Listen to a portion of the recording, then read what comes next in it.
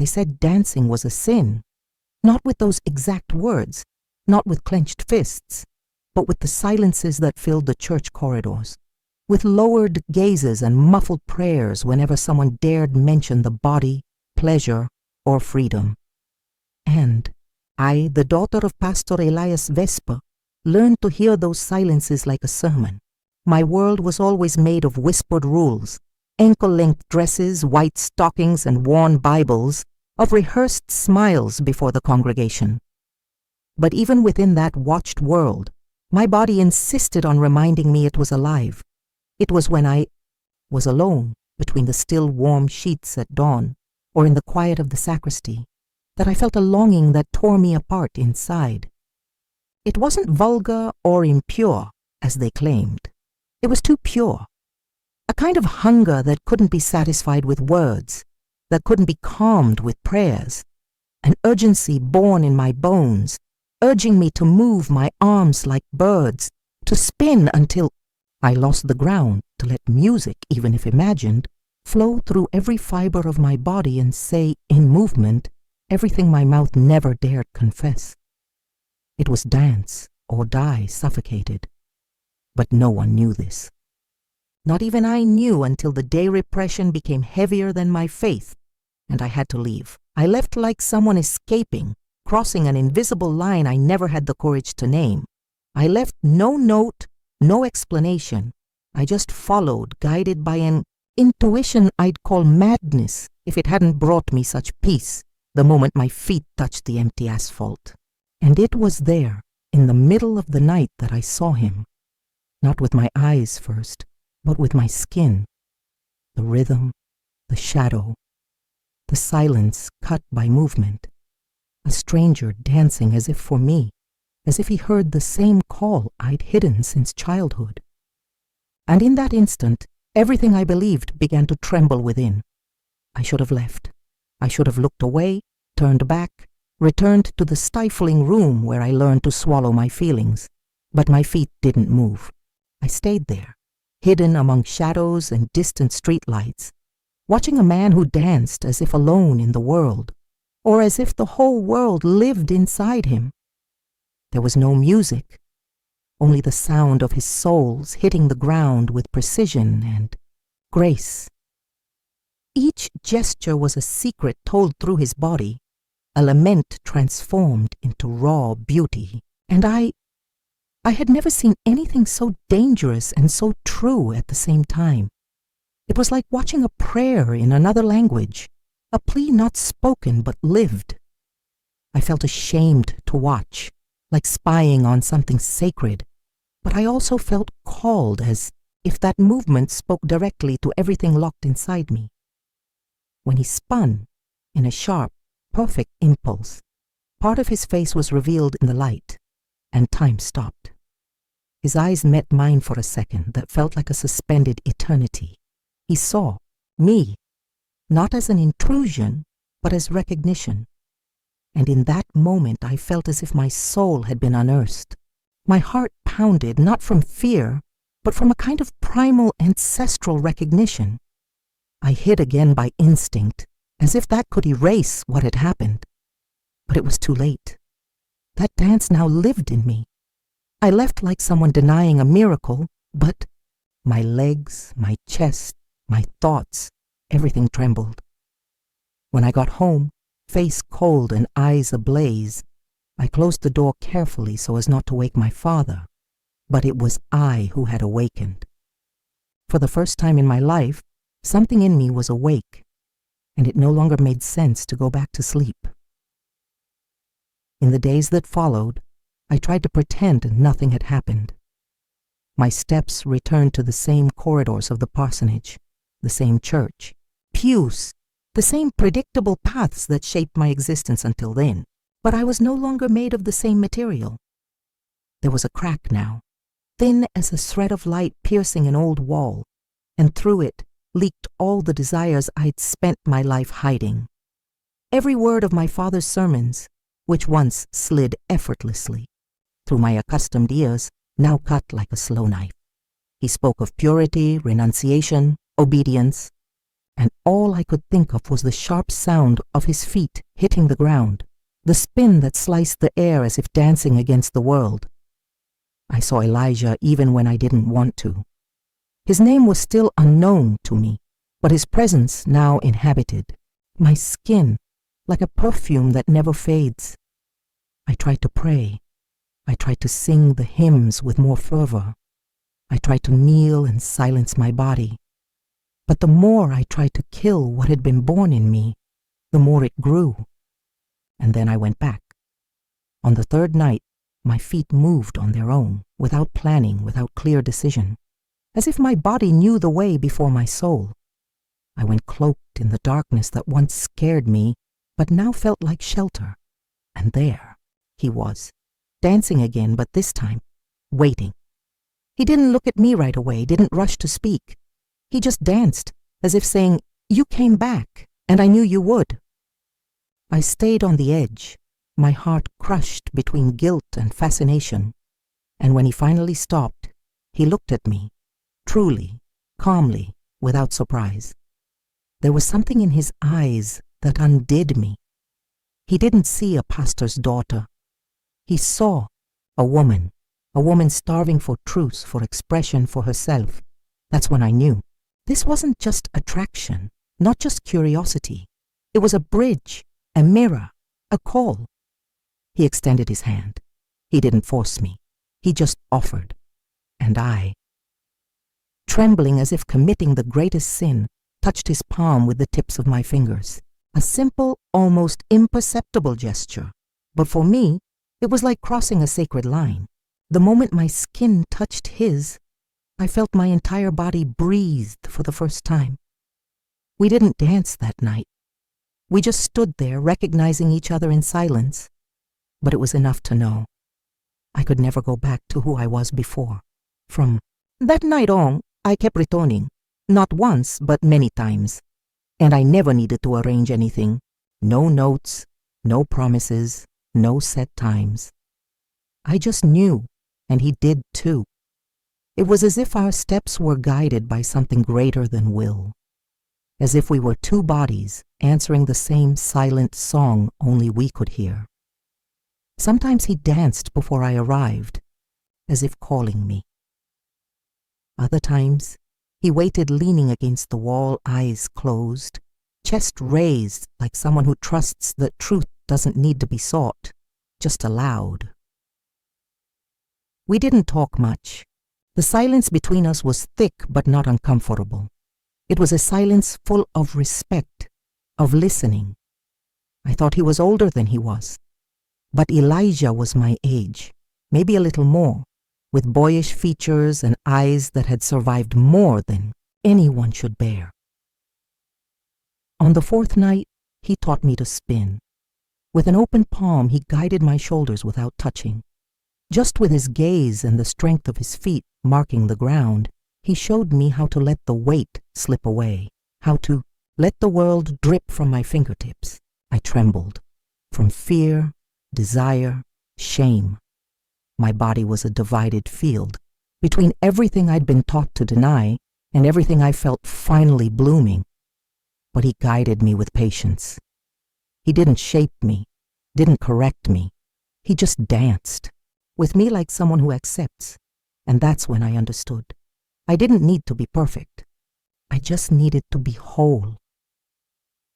The next morning, my mother noticed something different. She didn't say anything but looked at me like she could smell sin on her daughter's skin. I avoided the mirror. I was afraid of what I'd see reflected.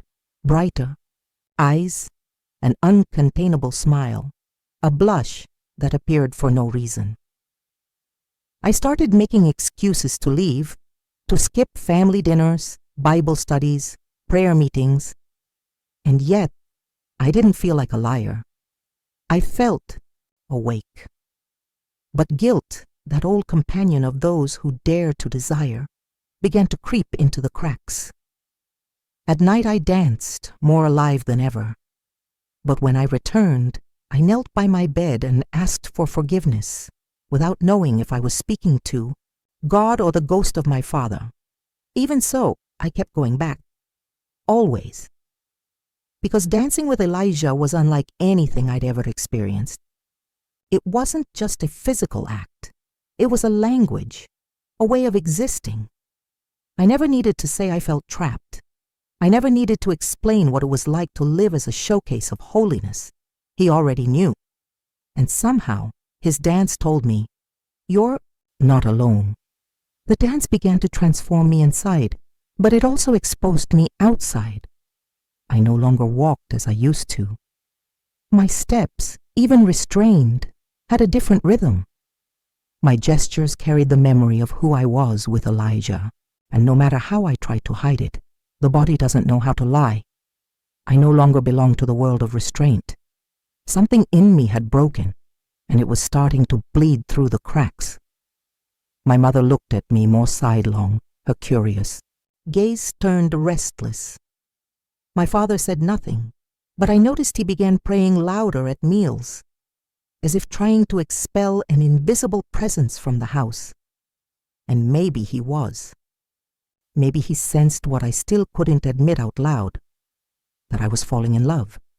Not with some church boy or someone approved by their standards, but with a solitary dancer who lived on the margins, with a wounded soul and hands that told stories without words. That night it rained. I thought he wouldn't show up. I stood under the rusty awning, heart soaked and shoes sinking in the water. But then I saw him, wet to the bone, hair plastered to his forehead, and still smiling. The dance that night was different, rawer, more intimate. Not because we touched more, but because, for the first time, he spoke. His voice was hoarse, low, but steady.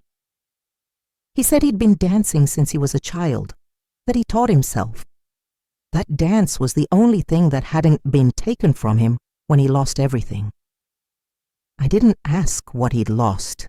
It was in his eyes, in the way he hesitated before smiling, in the way he looked at me, as if afraid to scare me with who he really was. I started talking too, slowly, like untying an old rope. I told him about my father, about the church, about the guilt, about the days I wanted to disappear inside my own clothes. Elijah didn't try to comfort me. He just listened, and that touched me more than any embrace. The fact that he heard even what I didn't say. And when we danced after that, it was different. It was like we were sewing a place just for us, where nothing needed explaining, where the body could exist without being watched. But the town is small. Walls have ears, and secrets, no matter how well kept, always find cracks to slip through. I didn't know someone had seen us. I didn't know there were cameras in the nearby buildings. I only found out when I woke up 2 days later to my mother standing at my bedroom door, holding a trembling phone in her hands. Her face wasn't angry. It was shocked, disappointed, in disbelief. And in that moment, my world began to crumble. Because before, the secret was mine. Now it had a name, a face, and repercussions.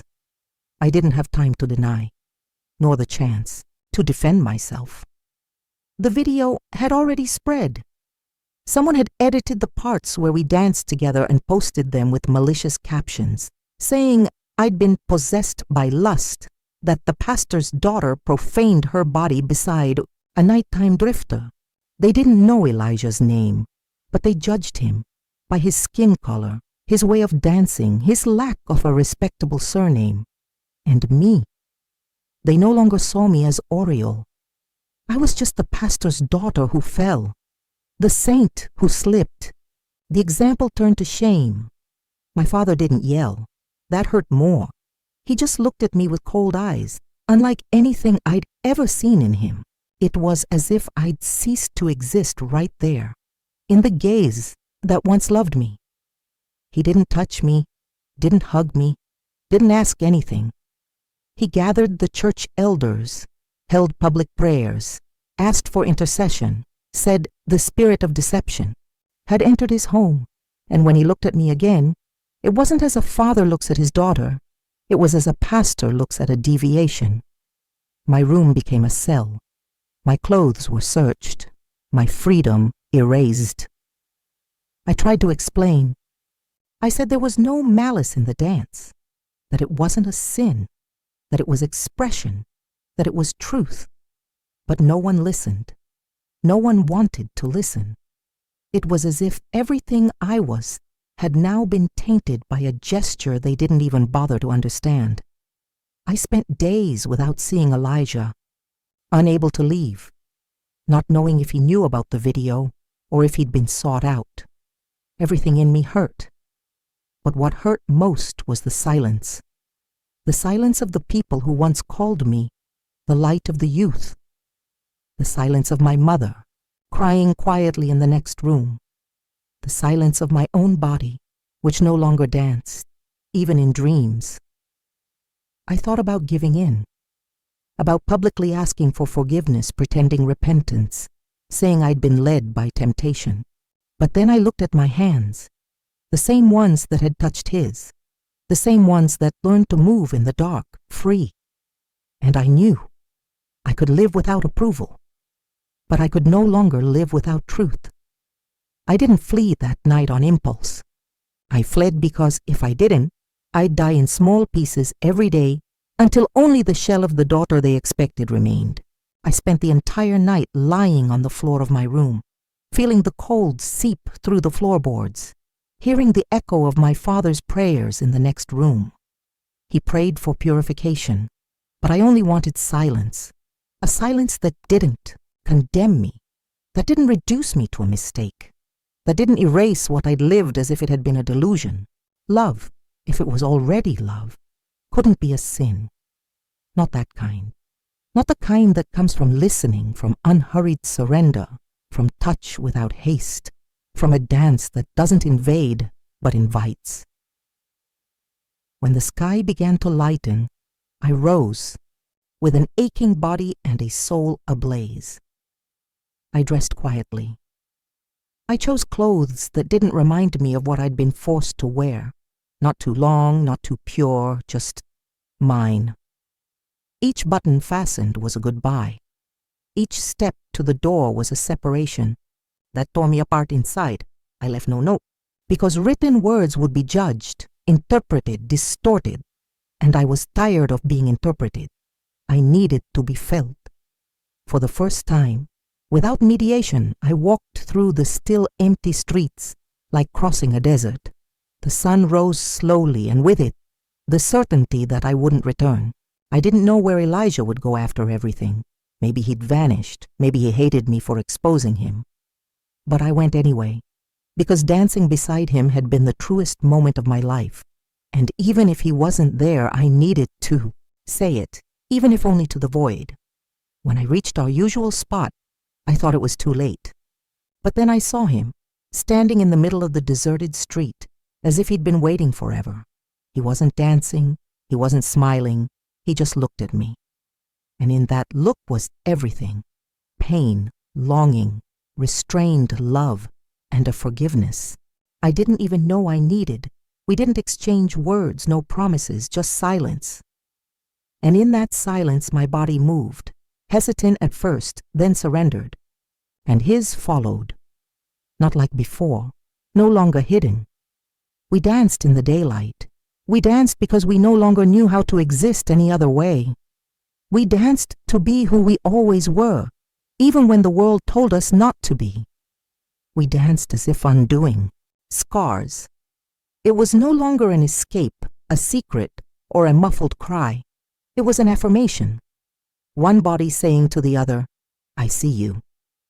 And that morning, with the sun filtering through the worn buildings and the first curious glances appearing at windows, we allowed ourselves to continue anyway. Because there was no going back, no mask to wear, no frame to fit. The dance was our way of not apologizing for existing. When we stopped, there were no cheers, no chorus of approval, just the sound of our still racing hearts, heaving chests, trembling hands that finally touched without fear.